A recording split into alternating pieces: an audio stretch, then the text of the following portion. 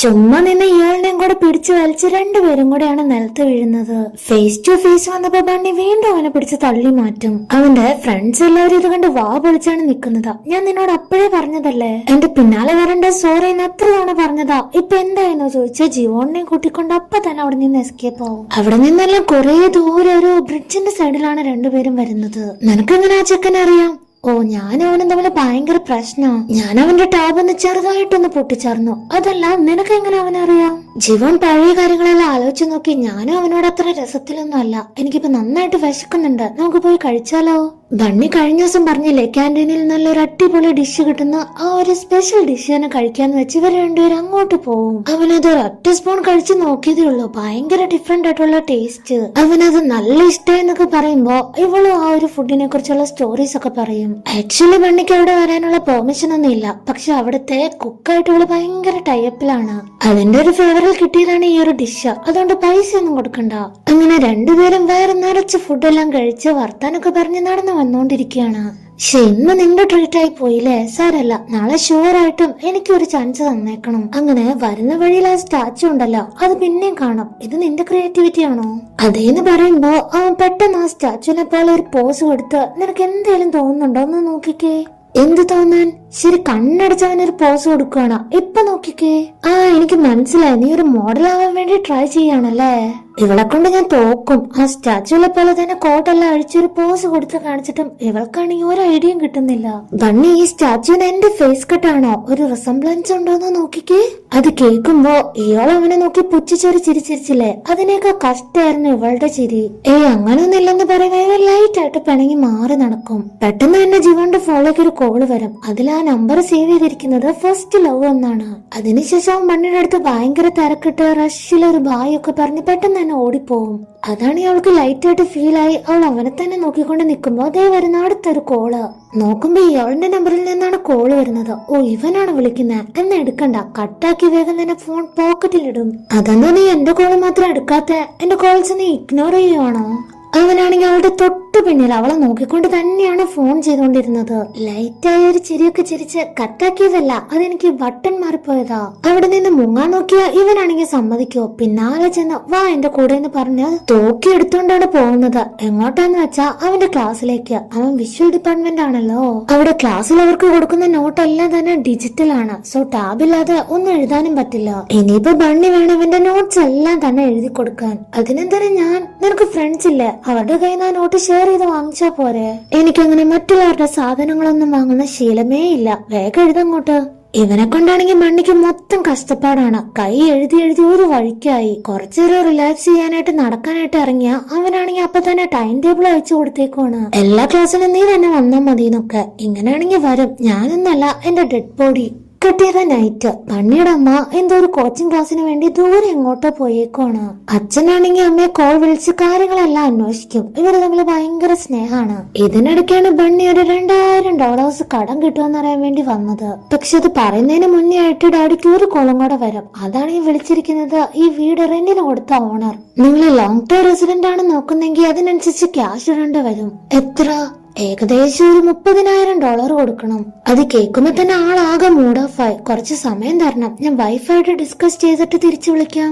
അത് കഴിഞ്ഞിട്ടാണ് ബണ്ണിയോട് കാര്യം ചോദിക്കുക. നിനക്ക് എന്താ പറയാനുണ്ടെന്ന് പറഞ്ഞില്ലേ, എന്താ അത്? ഡാഡിയുടെ അടുത്ത് ഇപ്പൊ ക്യാഷ് ഒക്കെ കുറവായതുകൊണ്ട് ഇവൾ ആ സബ്ജക്റ്റ് തന്നെ മാറ്റും. എന്നിട്ട് ഏറ്റവും ചീപ്പായിട്ടുള്ള ഒരു ഫുഡിന്റെ പേര് പറഞ്ഞാ എനിക്ക് പോർക്ക് ഫ്രൈ മതി. പൈസ കിട്ടില്ലെന്ന് ഏകദേശം ഉറപ്പായി. ഇനി ഞാൻ എന്ത് ചെയ്യും? ഒരു വഴിയുണ്ട്, പാർട്ട് ടൈം ജോലി നോക്കിയാലോ? അങ്ങനെ ഫോൺ എടുത്ത് കുറെ ജോബ് ഇങ്ങനെ സ്ക്രോൾ ചെയ്ത് നോക്കുമ്പോ ഒരു എക്സിബിഷൻ ഗൈഡായിട്ട് വേക്കൻസി കാണും. അതാണെങ്കിൽ ഇവരുടെ ഫേവറേറ്റ് ആർട്ടിസ്റ്റ് ആയ ജെയുടെ ഒരു എക്സിബിഷൻ കൂടിയാണ്. അത് കൊള്ളാലോ. എക്സിബിഷൻ കണ്ടതുപോലെ ആവും, പൈസയും കിട്ടും.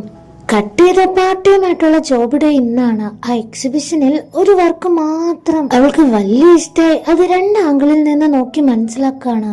ഇവളാണല്ലോ ഇപ്പൊ അവിടുത്തെ വോളണ്ടിയർ ആയിട്ട് നിൽക്കുന്നത്. സോ ആൾക്കാരൊക്കെ വന്ന് ഇവളുടെ അടുത്ത് ഡൗട്ട് ചോദിക്കും. അപ്പോഴാണ് ജോ എന്നൊരു ചെറുക്കന്റെ വരവ്. അവനെ കാണുമ്പോഴേക്കും ഇവള് ഭയങ്കരമായിട്ട് ഇംപ്രസ് ആവാണ്. എന്താന്ന് വെച്ചാ ഭയങ്കര ചരിസ്മാറ്റിക് ആണ് അവനെ കാണാൻ. എന്റെ ദൈവമേ, എനിക്ക് ബ്രീത്ത് എടുക്കാൻ പോലും തോന്നില്ല.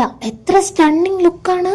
അവനാണെങ്കിൽ ആർട്ടിന്റെ ഫോട്ടോ എടുക്കണം. അപ്പൊ എന്തേലും എന്തെങ്കിലും പ്രശ്നം ഉണ്ടോന്ന് അറിയാൻ ഇവളുടെ അടുത്ത് ചോദിക്കുകയാണ്. പ്രശ്നമൊന്നുമില്ല, ഫ്ലാഷ് ലൈറ്റ് ഓഫ് ആക്കിയിട്ട് എത്ര ഫോട്ടോ വേണമെങ്കിലും എടുത്തോ. അപ്പൊ അവൻ ആ പിക്ക് എടുക്കുന്ന ആംഗിളിലെ ചില മിസ്റ്റേക്സ് ഇവള് പറഞ്ഞ് മനസ്സിലാക്കി കൊടുക്കുകയാണ്. ഡിഫറെന്റ് ഇമോഷൻസിന് മനസ്സിലാക്കാനായിട്ട് ലൈറ്റ് ആൻഡ് ഷാഡോ രണ്ടും വെച്ചാണ് ഈ ഒരു ആർട്ട് ക്രിയേറ്റ് ചെയ്തിരിക്കുന്നത്. അതുകൊണ്ട് ഒരു സൈഡിൽ നിന്ന് നോക്കിയ സന്തോഷവും മറ്റൊരു സൈഡിൽ നിന്ന് നോക്കിയ സാഡ് ഇമോഷൻസും നമുക്ക് കാണാം. നിനക്ക് ഈ ആർട്സിനെ പറ്റിയൊക്കെ നല്ല ധാരണയുണ്ടല്ലോ എന്ന് ചോദിക്കുമ്പോ അത് പിന്നെ ഞാൻ ഈ ആർട്ടിസ്റ്റിന്റെ ഫാനാ. ഓക്കെ, ഒരു ബായ് പോലും പറയാതെ പെട്ടെന്ന് തന്നെ അവൻ പോയി. ചെറിയൊരു നിരാശ വന്ന് അവൾ അവിടെ തന്നെ നിക്കാണ്. അപ്പ ജോ ഒരു ക്യൂട്ട് സ്മൈലൊക്കെ കൊടുത്ത് പിന്നെ അവളുടെ അടുത്തേക്ക് തന്നെ വരും. അങ്ങനെ ഞാൻ പോകുന്നില്ല, നമുക്ക് ഒരുമിച്ച് ഒരു കോഫി കുടിച്ചാലോ, ഇവിടെ അടുത്തൊരു നല്ലൊരു കോഫി ഷോപ്പ് ഉണ്ട്, നീ വരികയാണെന്നുണ്ടെങ്കിൽ ഞാൻ വെയിറ്റ് ചെയ്യാന്ന് പറയും. അവൾക്ക് ആ കാര്യം സർപ്രൈസ് ആയി. കാരണം ഒരു സ്ട്രേഞ്ചർ പെട്ടെന്ന് വന്നിങ്ങനെ കോഫി കുടിക്കാന്നൊക്കെ പറഞ്ഞല്ലോ, ഇതൊക്കെ അവൾ ആഗ്രഹിച്ച കാര്യങ്ങളാണ്. കിട്ടിയത് നൈറ്റ് ബണ്ണി വർക്കെല്ലാം തീർത്ത് അതുവഴി വന്നപ്പോ ജസ്റ്റ് ആ കോഫി ഷോപ്പിലേക്കൊന്ന് നോക്കും. അവൻ വിളിച്ചപ്പോ തന്നെ പോവായിരുന്നു. ആക്ച്വലി ജോ അവിടെ നിന്ന് പോയിട്ടില്ല, അവിടെ തന്നെ വെയിറ്റിംഗ് ആയിരുന്നു. പറഞ്ഞ പോലെ തന്നെ കോഫി ഓഫർ ചെയ്തു. എന്റെ പേര് ജോ, നമുക്ക് പരിചയപ്പെടണ്ടേ? അവളുടെ ഐഡി കാർഡ് കണ്ട നീ സ്കൾപ്ചർ ഡിപ്പാർട്ട്മെന്റിലാണോ? അപ്പൊ നീ ആർട്ട് വർക്കിനെ പറ്റിയൊക്കെ പറഞ്ഞില്ലെങ്കിലേ അത്ഭുതമുള്ളൂ. ഞാൻ അതുകൊണ്ട് മനസ്സിലാക്കിയ കാര്യങ്ങളൊന്നും അല്ല. എനിക്ക് ഈ ആർട്ടിസ്റ്റ് ജെയിന് ഭയങ്കര ഇഷ്ടാ. ഞങ്ങളുടെ കോളേജിൽ അദ്ദേഹത്തിന്റെ ഒരു ഗസ്റ്റ് ലെക്ചർ വെച്ചിട്ടുണ്ട്, എനിക്ക് എന്തായാലും കേൾക്കണം. ജെയിൻ ഞങ്ങളുടെ കോളേജിലേക്ക് വരാൻ വേണ്ടി ഞാനാണ് ഏറ്റവും കൂടുതൽ ആഗ്രഹിക്കുന്നത്. അത് ശരി, നീ ആളുടെ ഇത്രയും വലിയ ഫാൻ ആണെങ്കിൽ നീ എക്സ്പ്ലെയിൻ ചെയ്ത് പറഞ്ഞില്ല ആർട്ട് വർക്ക്, അതിന്റെ പേരെന്ന് പറഞ്ഞ്. അറിയില്ലാത്ത രീതിയിൽ അവളിങ്ങനെ തല കുനിച്ച് നിൽക്കുമ്പോ ഡെസ്റ്റിനി, വിധി എന്നവൻ പറഞ്ഞു കൊടുക്കും. അതായത് അവൻ പറഞ്ഞതിന്റെ മീനിങ് നമ്മൾ തമ്മിൽ പരിചയപ്പെടുന്നതിനും സെയിം ഈ ഒരു ഡെസ്റ്റിനി തന്നെയാണ് വിനയായത്. ഇവിടെ ഇയാളാണെങ്കിൽ ബണ്ണി എഴുതിയ നോട്ടുണ്ടല്ലോ അതെടുത്ത് നോക്കാണ്. അവളിത് കഷ്ടപ്പെട്ട് എഴുതിയത്, അവനോട് സംസാരിച്ചത്, എല്ലാ കാര്യങ്ങളും ഓർത്ത് അവൻ തന്നെ ചിരിക്കുകയാണ്. എന്തായാലും അവൾ അത് എഴുതി തന്നത് അവന് വലിയ ഇഷ്ടമായിട്ടുണ്ട്. അമ്മയുടെ കോച്ചിങ് എല്ലാം കഴിഞ്ഞ് റിട്ടേൺ വന്നപ്പോ ഏത് ഡിഷാണ് വേണ്ടത് അതെല്ലാം തന്നെ ഹസ്ബൻഡ് അപ്പൊ തന്നെ പ്രിപ്പയർ ചെയ്ത് കൊടുക്കും. ഇത്രയും ഡിഷ് കണ്ട് ബണ്ണി വരുമ്പോ അവളും ചാടിക്കേറി അപ്പൊ തന്നെ കഴിക്കാനായിട്ട് ഇരിക്കുകയാണ്. അപ്പൊ അമ്മക്ക് എന്തിനാ എല്ലാം ഇങ്ങനെ ചെയ്തു കൊടുക്കുന്നത്? അമ്മയ്ക്ക് അറിയാലോ ഇതെല്ലാം ഉണ്ടാക്കാനും കഴിക്കാനും എല്ലാം. പിന്നെ എന്തിനാ അപ്പയുടെ ഹെൽപ്പ് എന്ന് ചോദിക്കുമ്പോ അത് മോളെ, ഇതാണ് ഞങ്ങൾ തമ്മിലുള്ള സ്നേഹം. നിങ്ങൾ തമ്മിൽ എങ്ങനെ പരിചയപ്പെട്ട് എവിടെ വെച്ച ഫസ്റ്റ് കണ്ടേന്നൊക്കെ ഇവളിങ്ങനെ ലവ് സ്റ്റോറി ചോദിക്കുമ്പോ അത് ഡെസ്റ്റിനി ആണെന്നാണ് അവളുടെ അച്ഛ പറഞ്ഞു കൊടുക്കുക.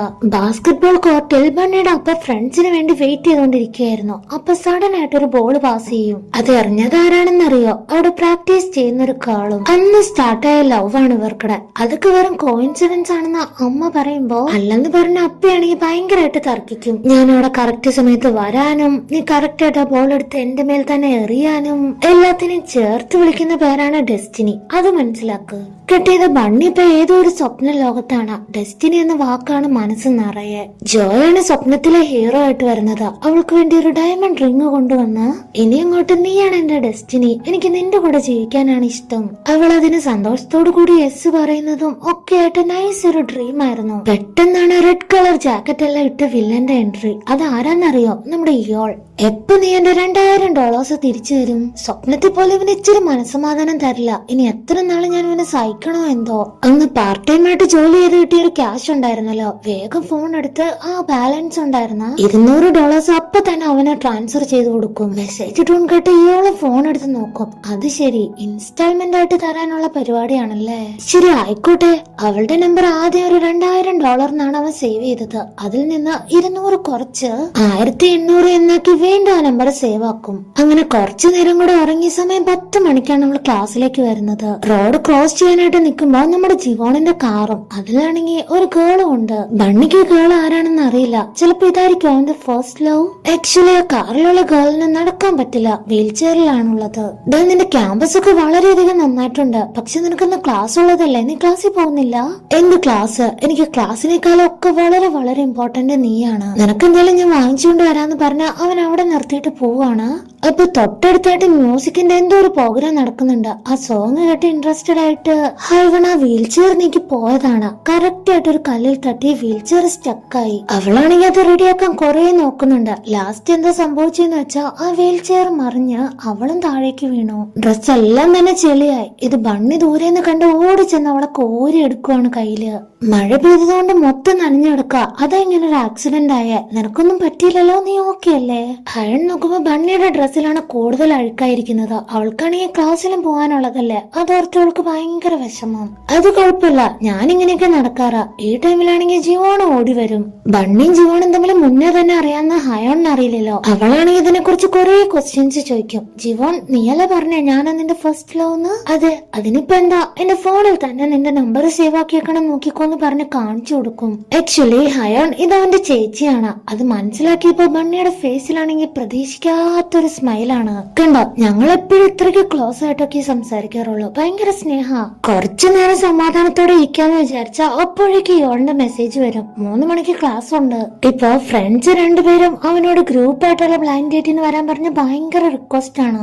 എടാ, ഒറ്റ തവണ വാടാ, ഡാൻസ് പ്രോഗ്രാം എല്ലാം ഉണ്ട്, നീ വന്നില്ലെങ്കിൽ ഞങ്ങൾക്കും ചാൻസ് പോവും. ഈ വഴി തന്നെയാണ് നമ്മുടെ ബണ്ണിയും ക്രോസ് ചെയ്ത് വന്നോണ്ടിരിക്കുന്നത്. ഈ ഫ്രണ്ട്സ് രണ്ടുപേരും അവന്റെ അടുത്ത് മുട്ടുകുത്തി ഇങ്ങനെ കെഞ്ചുന്നതൊക്കെ കാണുമ്പോ അവളാണെങ്കിൽ നല്ല രീതിയിൽ തെറ്റിദ്ധരിക്കും. എത്ര ലുക്ക് ഉണ്ടെന്ന് പറഞ്ഞിട്ട് എന്താ കാര്യം, മനസ്സിന് വേണ്ടത് കരുണയാ, അതവനില്ല. എനിക്കിങ്ങനെയുള്ളവരൊന്നും പറ്റില്ല എന്ന് പറഞ്ഞ് ഇവള് തിരിഞ്ഞു നടന്നതാണ്. അവനാണെങ്കിൽ ഈ ഒരു കാര്യം കാണുകയും ചെയ്യും. പിന്നാലെ ചെന്ന് പിടിച്ചു നിർത്തും. നീ എന്തിനാ ലോൺകാരെ പോലെ എന്നെ നോക്കിപ്പോയേ? നോട്ട് എഴുതി തരാതെ എസ്കേപ്പ് ആവാൻ നോക്കണോ നീ?